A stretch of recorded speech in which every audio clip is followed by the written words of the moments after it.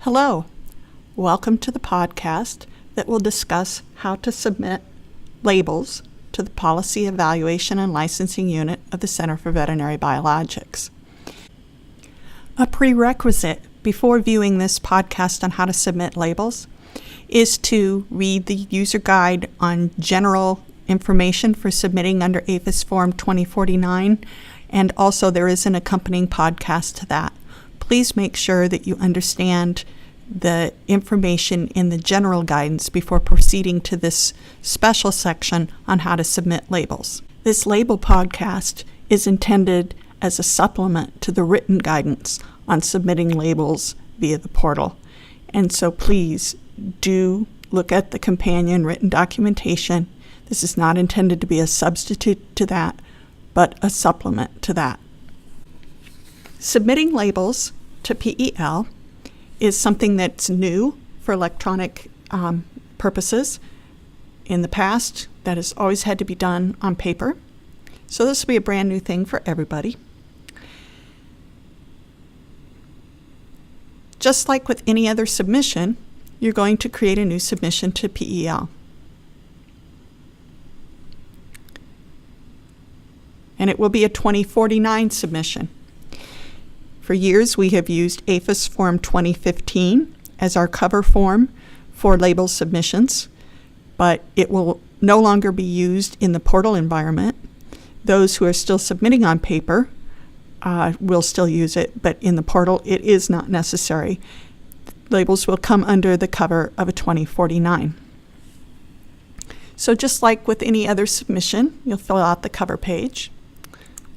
In my example here, we're doing an example of a label for E. coli bacterin 264853. When I get down to the submission type, you'll notice that my selection says label, post-license. I'd like to emphasize that this post-license means that the label itself will be affixed to product after licensure that's going to be sold. It has absolutely nothing to do with the timing of the submission. This still is the submission type you'll want, even though you're submitting labels pre-license, if they are the labels that are going to be used after your product is licensed. This is also meant to differentiate this kind of labeling from labeling on experimental product, which doesn't get submitted as its own submission type, and labeling that is used on unlicensed product that's exported under the Food and Drug Administration's Export Reform and Enhancement Act. So just the labels for use on product that's going to be marketed. That's what this submission type is for. You'll notice that subtype is not a requirement when we have a label submission. Brief description. I'll just say these are some new labels for domestic use. And you select your reviewer. I don't have any related submissions I want to declare, so I'll check the box for my intent and I will save. As before, I do need to add my attachments. You'll notice that unlike with the general 2049 submissions, I've got an extra button now. I not only can add just a document, but I can add an incoming post-license label. And the reason that it's important to have these two different buttons is because they ask for different information. You'll click on the button to add a label only when you're uploading the document of the label itself on its mounting sheet. Any other supporting documents that you may submit, perhaps foreign authorization, a cover letter if there's something that requires extra explanation that you want to put in a cover letter, those would all be uploaded under Add Document. Only the label and its mounting sheet go under the Add Incoming label. I'm going to select that because I do have labels to add. Unlike with the general 2049 submission where you could upload multiple files at once. When it comes to labels, you have to put them in one at a time because of the extra information that we will be asking for. So I will go ahead and I will upload my first label, which is a container label. You notice that the type is already picked for me because this screen is specific only to entering labels. It's going to ask me my label type. And this is a container. And it'll ask me my trade name. And the trade names, you can just start typing in a few letters at the beginning, or even actually in the middle of your trade name, and it'll start giving you a list of things in our pick list that fit that.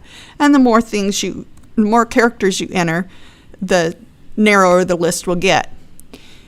If you see your particular product trade name, you can go ahead and put it in.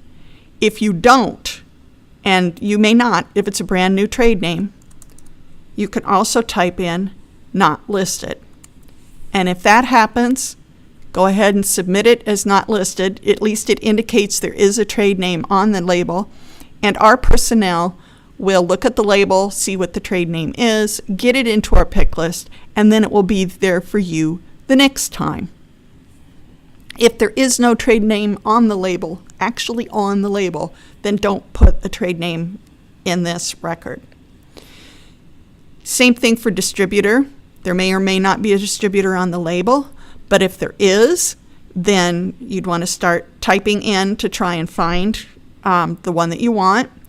And if it's not listed, then you pick not listed. I'm going to, for this example, say that there is no distributor on this label. Same thing if it is a label being marketed under a division or a subsidiary. Those are listed on your establishment license. And if it's found there, there's a pick list. Here's the things that are on the $9.99 license. I could pick one of those if it is declared on this particular label. But again, this particular label doesn't have that. If I have particular comments on this label, I can put them there. I could say this label is the same as the last one, except for correcting a typo. Now, is this label going to replace another label? If it is. If it isn't, don't do anything. If it is, there's a place here to say which label it replaces. So if I say I want to add a row, then I can add a CVB label number. You add the label number that CVB issues, not the mail log under which the previous label was processed. This will validate and make sure that you have selected a label number that belongs to your company. The exception would be when one establishment buys out another. If that happens, then it will also accept labels from the company that has been bought out, because it's reasonable that that might be a valid replacement. The next thing it will ask is, do you want to use remaining inventory? And right now on APHIS 2015, there's text that explains that if you check this box, that we know that you want to be allowed an additional year to use up any remaining inventories of the old label, and after which you will no longer use it. So by checking this box, that's what you would be asking. If it turns out that you really, for some reason, need more time, you could add that in a comment. For example, here, if I didn't have the typo one, I could say, please allow use for 18. Place label for 18 months. Okay. Now, I finished one of my labels. I have another label, so I'm going to go ahead and put that one in. As long as labels are all for the same product, they can be put under the same submission. So my second one is an insert or circular. So label type. This particular demonstration system calls it a circular. It is called an insert to be consistent with the terminology on APHIS 2015 in the system that you will be logging on to. You'll notice that trade name and distributor information grayed out, and that is because of how we handle our label records. There are times when a single insert is used for many different products, so we don't try to search for an insert by product, and so by trade name, so we don't enter that information. And this time I'll make it simple. I'll just say, this label does not replace anything. It's brand new, something that we're going to use. So I've entered my 2 labels that I want to upload, checked my truthfulness box, and I will save that to the submission. I can see now that these are the files that I have asked that I want to submit. I haven't submitted them yet. And these little blue boxes, you can expand those, and that shows me that that insert got entered as a circular, but there was no trade name, no distributor, no division or subsidiary, and no request to use the existing use of a replace label. Contrast that with this one down here, has a little more information. Shows there is a trade name, but it wasn't listed on the pick list, so CVB will have to fix that.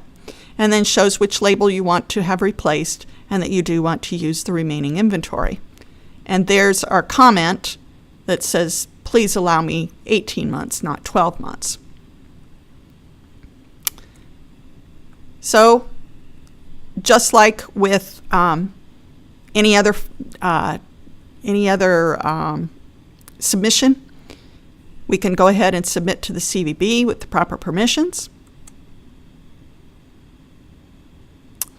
And we have our mail log number, 176469. And if we go down here, we also note that we got label numbers. This is something that used to be given when the submission was completed and returned. You got the label number. So now you have the label number from the moment you submit, and so that can be useful if you need to refer to a specific label that's in process. You can actually cite the label number for it.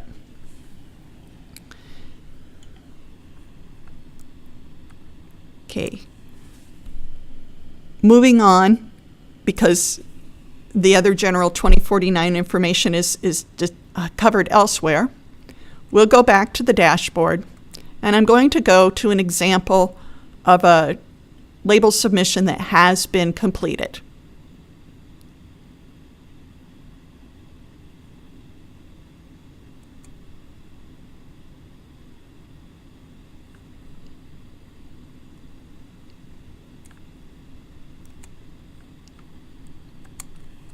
I'm going to search for it because I do know which number I'm looking for.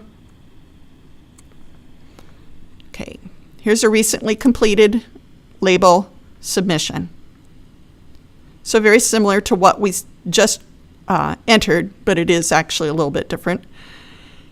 And showing you many of the same things, but down here you've got response files.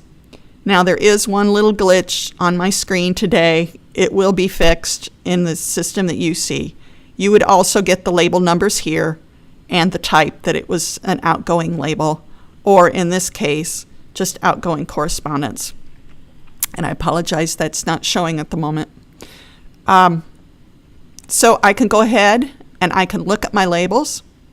Okay, we've opened up our processed label, and we can see that it does have a signature at the bottom.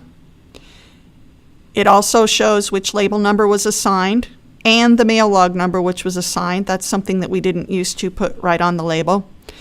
And then you're used to, with labels, there was a stamp put in the corner of every page of a label submission. And that stamp does not have to be manually applied anymore. It's done via this signature. And there will be different text in the signature depending on what disposition that we gave. This label was permanently approved until you choose to tell us that you're not using it anymore. So use is permitted until further notice. And you notice that the expiration date says not applicable. Okay, now we've opened up the second label, and we can see that it's signed down below, but it was approved only for temporary use, which is evident within the text that's incorporated into the signature. And because of that, it does have an expiration date. So that's what the two look like. And another piece of information that you have is this labels impacted table. It will show you, just easy to read format, how these labels are listed in our database. So we've got the two new labels that were part of this submission, and we've got the one that was replaced. And we can see pretty much the same thing we saw by opening up the outgoing labels, that they were given permanent use, so no expiration date. The other one was given temporary use, does have an expiration date. Now, the one that was replaced, extended use does mean that we are still allowing you to use it, even though it has been replaced. The one thing that does differ from the request is that you will recall that we put a comment on there that we really wanted 18 months from now instead of just a year from now, and it's August right now, so this would not be, if it's August 2016 right now, this would not be giving us 18 months, it would only be giving us 12 months. So if that was the case, there should be, if we open up the returned comments, an explanation why that request for 18 months was denied. But please understand that whatever is on the expiration date over here is what you were granted. Thank you for your time and attention and learning how to use the portal to submit labels. If you have any questions, feel free to contact us at the email shown on this screen. Thank you.